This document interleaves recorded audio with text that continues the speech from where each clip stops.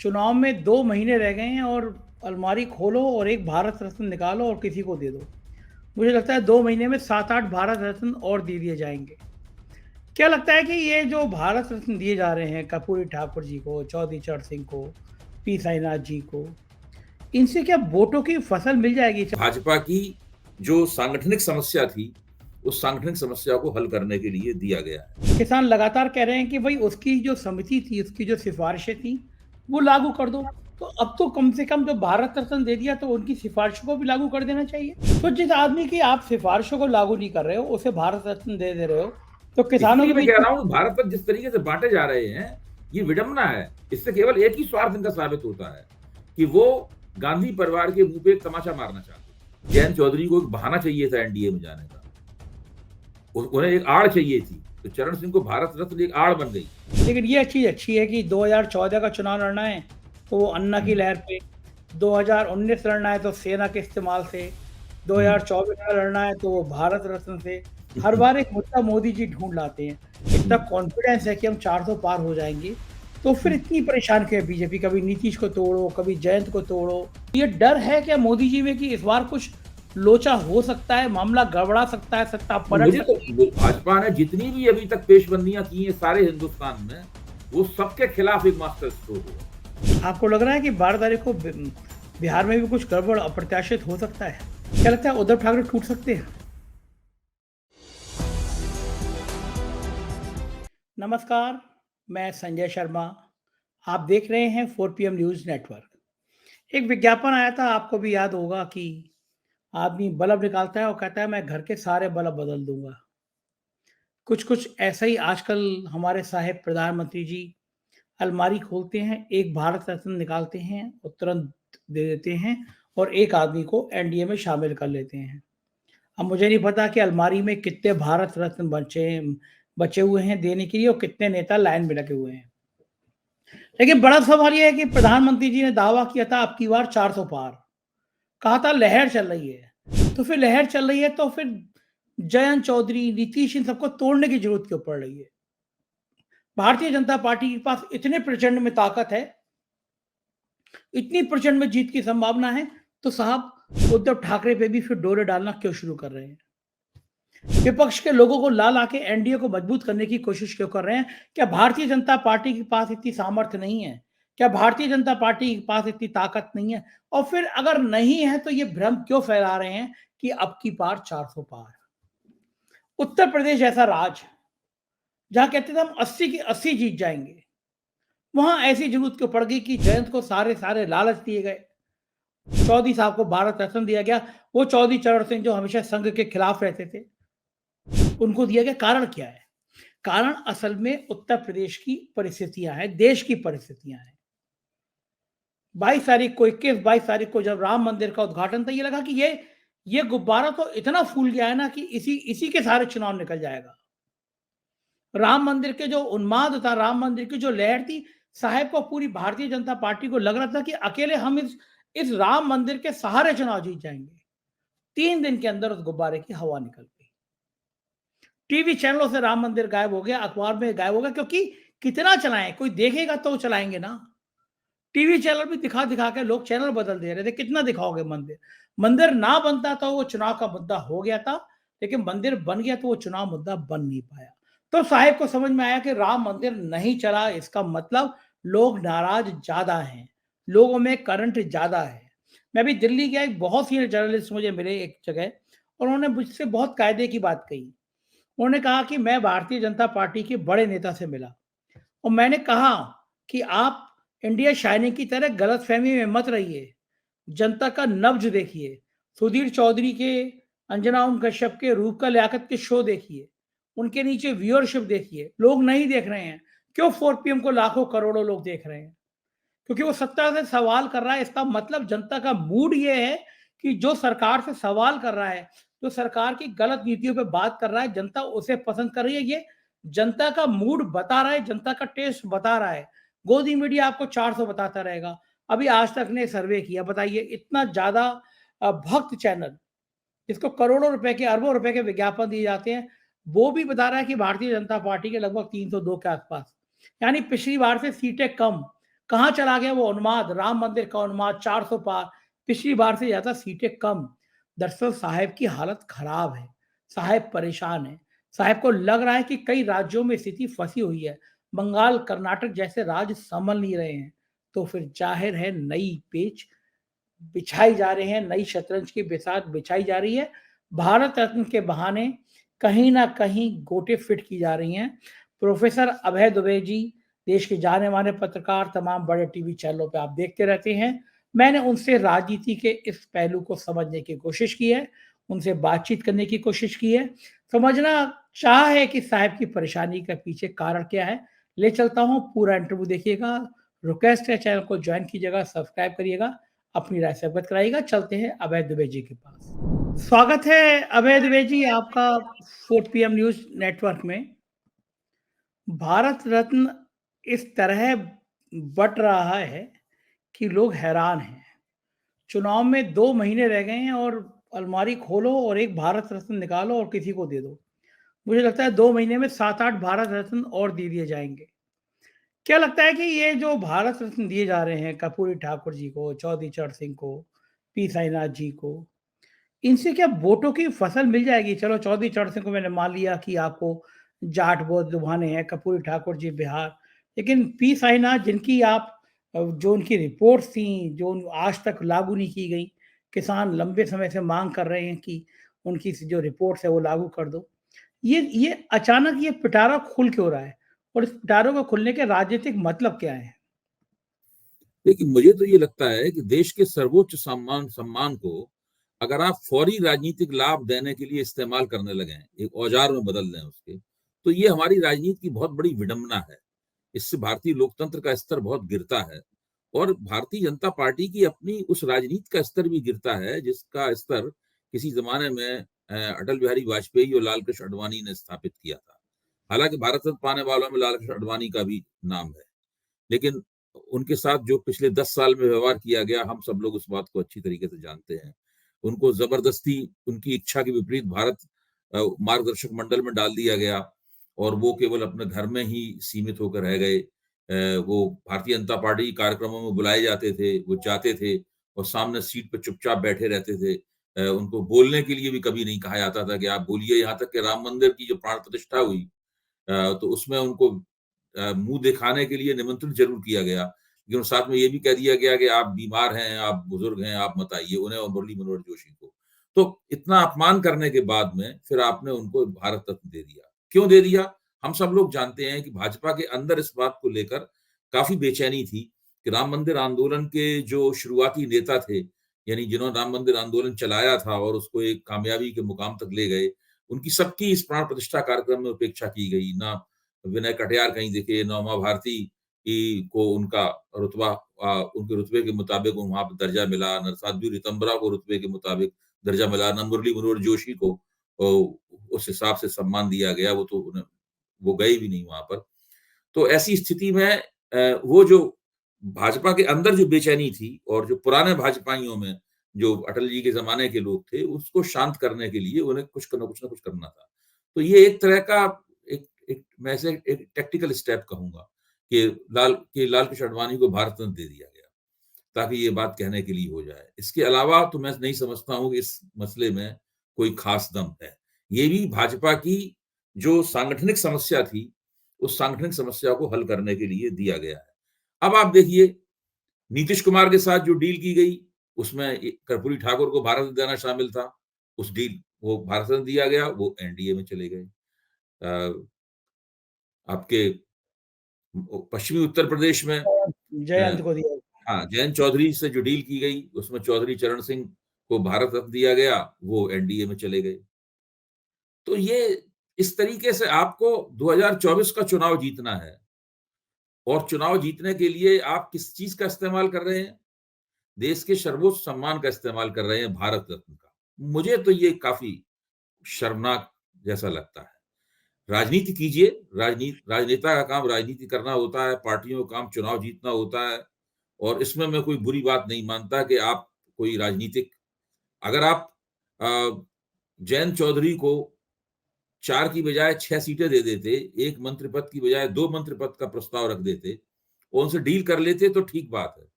अब उन चौधरी चरण सिंह को भारत रत्न दे रहे हैं जिन चौधरी चरण सिंह ने कभी लोकदल के अपने कार्यकर्ताओं नेताओं को आदेश दिया था कि अगर उनके क्षेत्र में कभी संघ और भाजपा की कोई मीटिंग हो तो उसे होने मत दें।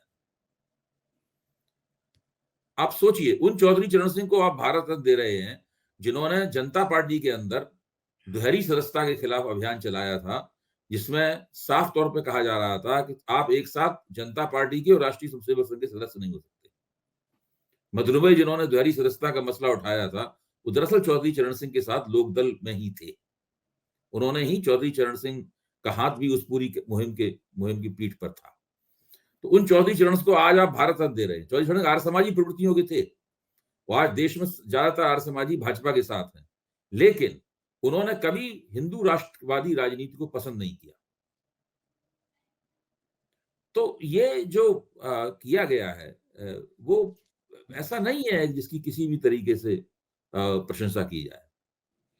अच्छा, ये बढ़िया है कि अभय आप जी कर्पूरी ठाकुर को देख लीजिए, एक कर्पूरी ठाकुर का भी उदाहरण देखिए। कर्पूरी ठाकुर ने जब एक बहुत ही खास तरह का आरक्षण का मॉडल बनाया और उन्होंने अपने मुख्यमंत्रित्व में उसको लागू किया, तो उनकी सरकार को जनसंघ का समर्थन हासिल था। लेकिन जैसे ही उन्होंने आरक्षण दिया, वैसे ही जनसंघियों ने उनका विरोध करना शुरू कर दिया। 5 जन ऑर्गेनाइजर में लिखा गया कि ये बंदा तो शूद्र क्रांति करना चाहता है, और उसके बाद उन लोगों ने कर्पूरी ठाकुर की सरकार गिरा दी। जी। ये बढ़िया है कि किसान लगातार जिस आप शख्स को आप भारत रत्न दे रहे हैं, किसान लगातार कह रहे हैं कि भई उसकी जो समिति थी, उसकी जो सिफ़ारिशें थी, वो लागू कर दो। तो अब तो कम से कम जब भारत रत्न दे दिया तो उनकी सिफ़ारिशों को भी लागू कर देना चाहिए। नहीं, बिल्कुल नहीं करेंगे। वो उनकी सिफारिशों को बिल्कुल लागू नहीं करेंगे। एमएस स्वामीनाथन स्वामीनाथन समिति की सिफारिशों को लागू ये सरकार करने से पहले ही इनकार कर चुकी है। सरकार अदालत में ये कह चुकी है कि अगर एमएस स्वामीनाथन की सिफारिशों के मुताबिक हमने एमएसपी दिया, न्यूनतम लाभकारी मूल्य दिया, तो अर्थव्यवस्था का कबाड़ा निकल जाएगा। तो वो तो बिल्कुल नहीं लागू करेंगे। तो देखिए, देश के शुरू-शुरू में जब नरेंद्र मोदी सत्ता में आए थे, तो भाजपा ने ताल ठोक कर ये कहा था कि हम स्वामीनाथन समिति की सिफारिशों को लागू करेंगे। कांग्रेसियों ने सिफारिशों को लागू नहीं किया, हम करके दिखाएँगे। लेकिन धीरे-धीरे उनकी राय बदलती चली गई। फिर वो कहने लगे कि पहले हीला-हवाला किया और उसके बाद अदालत में जाके पूरी तरीके से उससे मना कर दिया। तो ये तो बिल्कुल प्रतिबद्ध हैं उन सिफारिशों को लागू न करने के लिए। अच्छा, ये और बढ़िया रिकॉर्ड है। पे है तो ये। हाँ, संजय जी, ये रिकॉर्ड पे है। रिकॉर्ड रिकॉर्ड पर है। पे। तो हुँ। जिस आदमी की आप सिफ़ारिशों को लागू नहीं कर रहे हो, उसे भारत रत्न दे रहे हो, तो किसानों के इसीलिए मैं बीच कह में रहा हूँ भारत पर जिस तरीके से बाँटे जा रहे हैं, ये विडंबना है।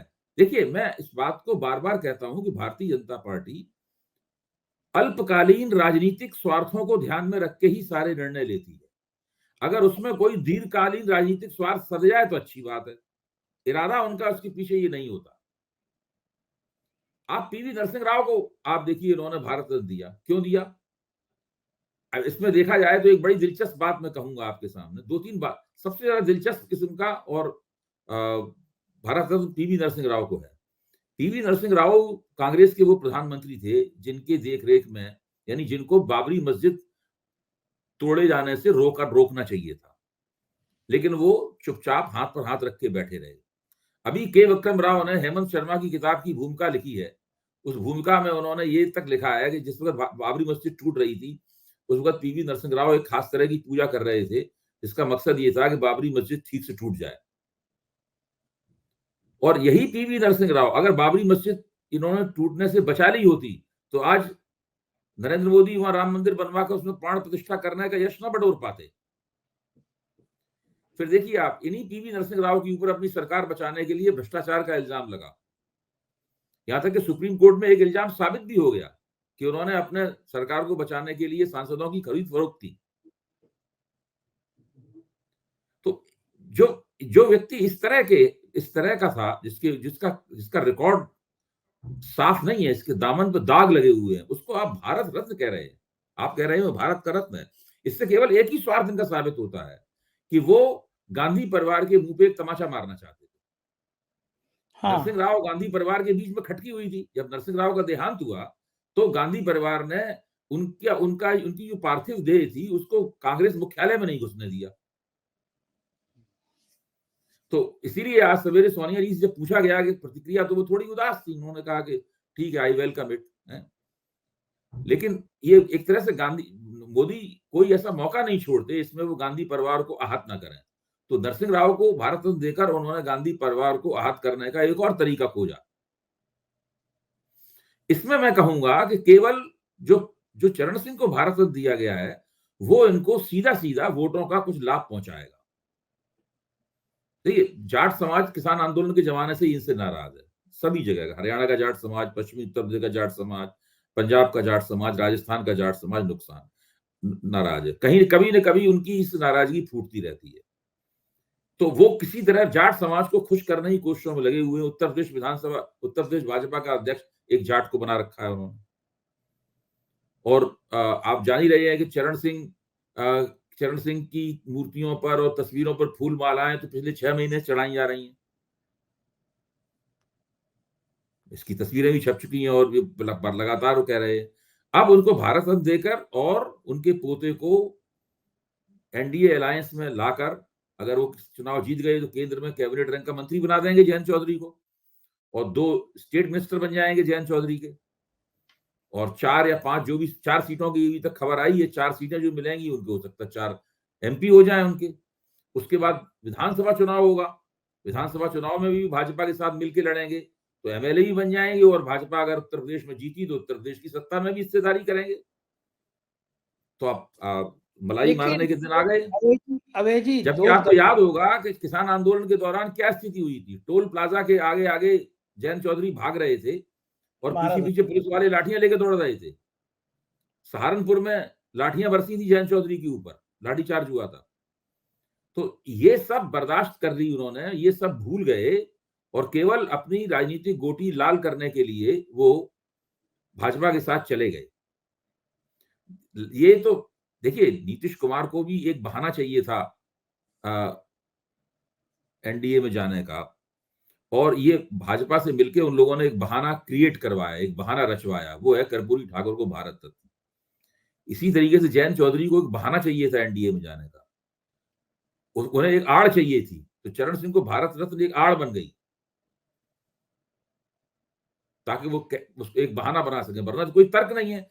अच्छा, ये अवय जी सीटें दी थी उनको जी। हाँ, ये लेकिन ये चीज अच्छी है कि 2014 का चुनाव लड़ना है तो वो अन्ना की लहर पे, 2019 लड़ना है तो सेना के इस्तेमाल से, 2024 में लड़ना है तो वो भारत रत्न से।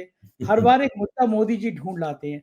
लेकिन एक बड़ा सवाल ये है कि अगर 400 पार का नारा इतना बुलंद है, इतना कॉन्फिडेंस है कि हम 400 पार हो जाएंगे, तो फिर इतनी परेशान क्यों है बीजेपी? कभी नीतीश को तोड़ो, कभी जयंत को तोड़ो, कभी उद्धव पे डोरे डालो। संजय जी, ये तो सिर्फ नारा है ना। आप ही देखिए, जो अभी आज तक के ऊपर सर्वे आया है वो देखिए ना आप। कल ही तो आया है सर्वे, अभी तो कुल 24 ही घंटे हुए हैं उस सर्वे को आए हुए। वो कहां भारतीय जनता पार्टी को 400 और एनडीए को 400 चीजें कुल, मेरे ख्याल से उस सर्वे के मुताबिक पूरे एनडीए को 330 या 32 ऐसी कुछ सीटें मिली हैं उसके अंदर, और भाजपा को पिछली बार से कम सीटें मिलती हुई दिखाई गई हैं। हाँ, तो कहां 400 पार हो रहा है? देखिए, और मैं मानता हूं कि जो आज तक का सर्वे दिखाया गया है वो कमोवेश ठीक है। आज की स्थिति में जो विपक्ष बिखरा हुआ है, अभी तक विपक्ष ने ऐसा कोई संकेत नहीं दिया है कि उसमें एकता होगी। मैं तो ये मानता हूं कि एकता करने में जो तमाम देरदार और हीला हवाला हुआ, इसमें भी विभिन्न शक्तियों को बिखर जाने का मौका मिला और विभिन्न शक्तियों को बिखर जाने की प्रेरणा प्राप्त हुई। उन्हें लगा कि इंडिया गठबंधन के साथ रह के क्या होगा। और अभी तक कांग्रेस ने अखिलेश के साथ भी अपनी डील जो है वो फाइनल नहीं की है, आम आदमी पार्टी के साथ भी फाइनल नहीं की है। जो पार्टियां कांग्रेस के साथ डील करना चाहती हैं उनके साथ भी नहीं फाइनल कर रही डील। और आज क्या तारीख हो गई है? 9 तारीख, अब 10 तारीख शुरू होने वाली है। तो इसकी वजह से भी ये परिस्थिति बनी है। 302 सीटें के जहां तक मुझे याद आ रहा सर्वे में है, यानी 25-30 सीटें ज्यादा। ये सीटें कभी भी इधर उधर हो सकती हैं, किसी भी राज्य में गड़बड़ाया तो ये डर है क्या मोदी जी में कि इस बार कुछ लोचा हो सकता है, मामला गड़बड़ा सकता है, सत्ता पलट सकती है? मुझे तो लगता ही है, इसीलिए वो सारे कील कांटे कस रहे हैं और सारे जितने भी पक्ष हैं उनके उन पक्षों को दुरुस्त करने की कोशिश कर रहे हैं। और हर होशियार पार्टी को ये करना भी चाहिए, इसमें कोई बुरी बात भी नहीं है भाई, कि अपने हर तरह का कोई ये ना रह जाए कि भाई एक चीज छूट गई। अब उत्तर प्रदेश में मान लीजिए उन्होंने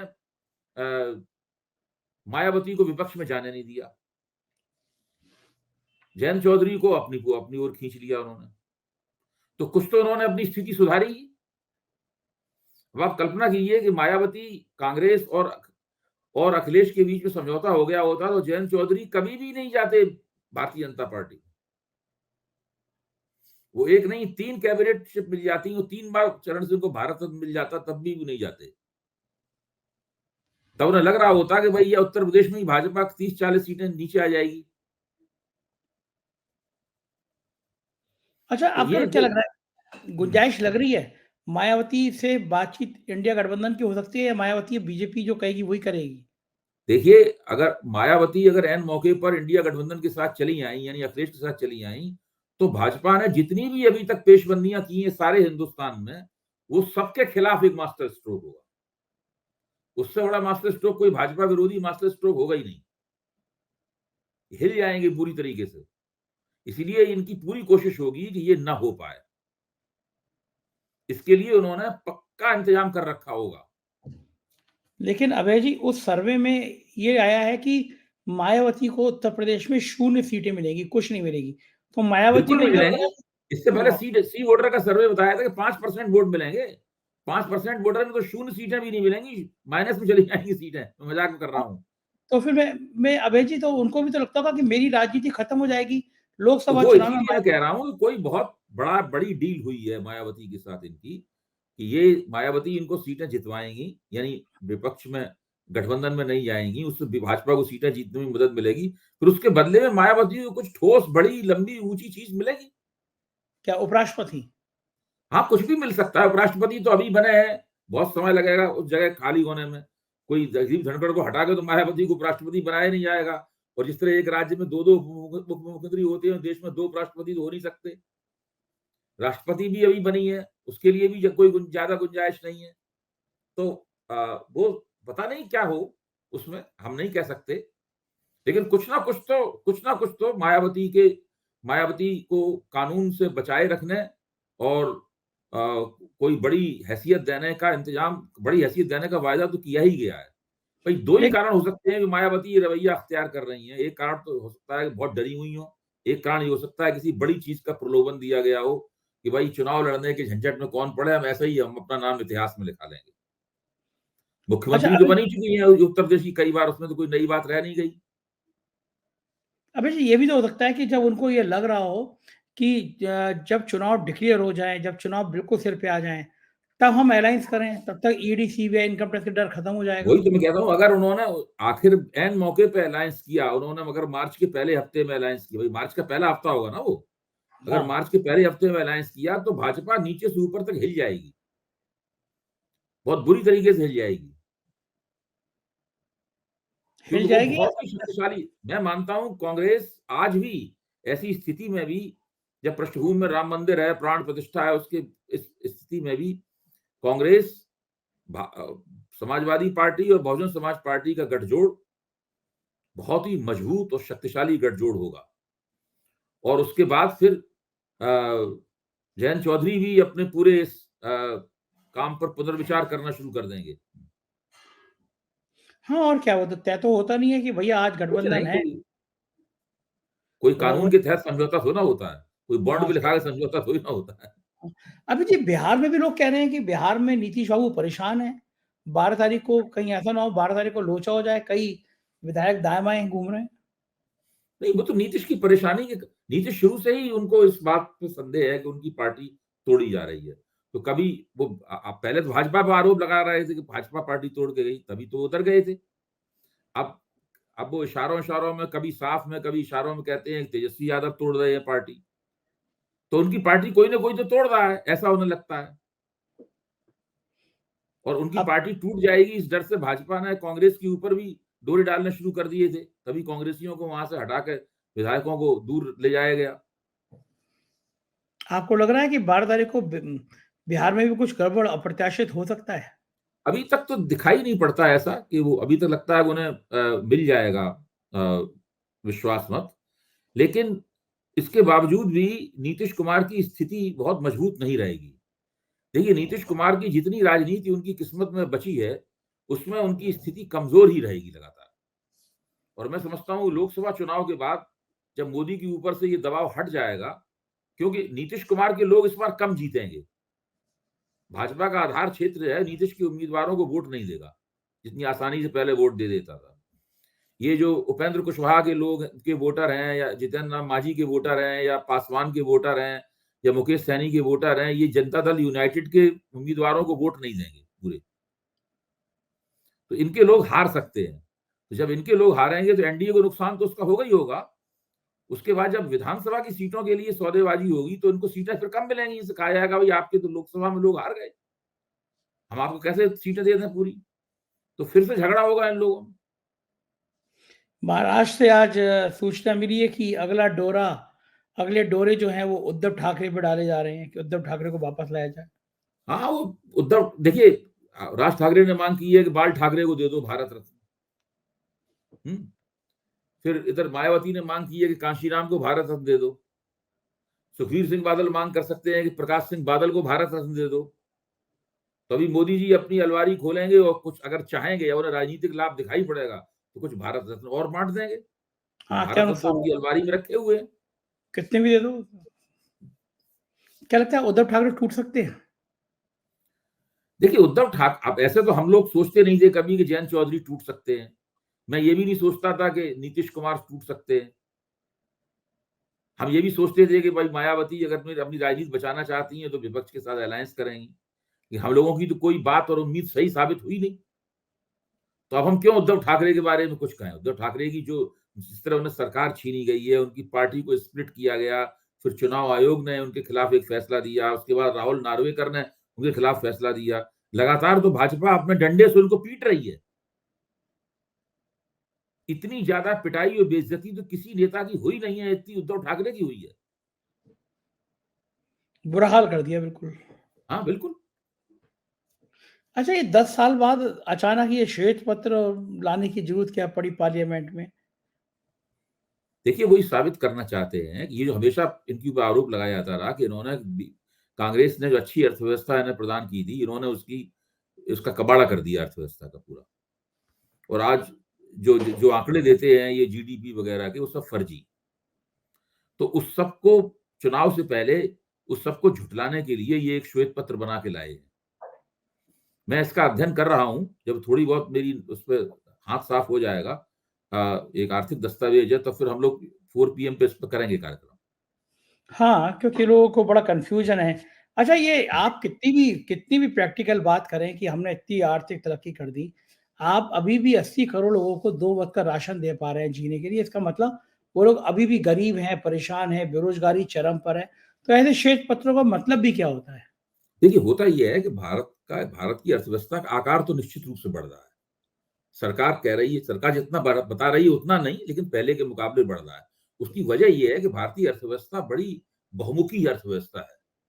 और इसके अंदर कई सेक्टर हैं। जब एक सेक्टर खराब परफॉर्म करता है, दूसरा सेक्टर अच्छा परफॉर्म करके उसकी रिकवरी कर लेता है। बहुत है ऐसा। मतलब भारत की अर्थव्यवस्था कोई श्रीलंका की अर्थव्यवस्था नहीं है। मतलब ऐसा कभी भी नहीं होगा यहाँ पे। तो इसका लगातार कुछ न कुछ विकास होता रहता है। कम विकास, सरकार ज्यादा विकास बताती है, वृद्धि बताती है, हम लोग कम मानते हैं, लेकिन फिर भी कम ही सही, लेकिन इसका इसका आकार तो बढ़ ही रहा है लगातार। तो इसमें है ये, लेकिन इस चक्कर में क्या होता है कि भारत लो इनकम कंट्री बना रहता है। तो पर प्रति व्यक्ति आमदनी के लिहाज से भारत का स्थान 140 की जो 140 देशों का जो इंडेक्स है उसमें 110वां है।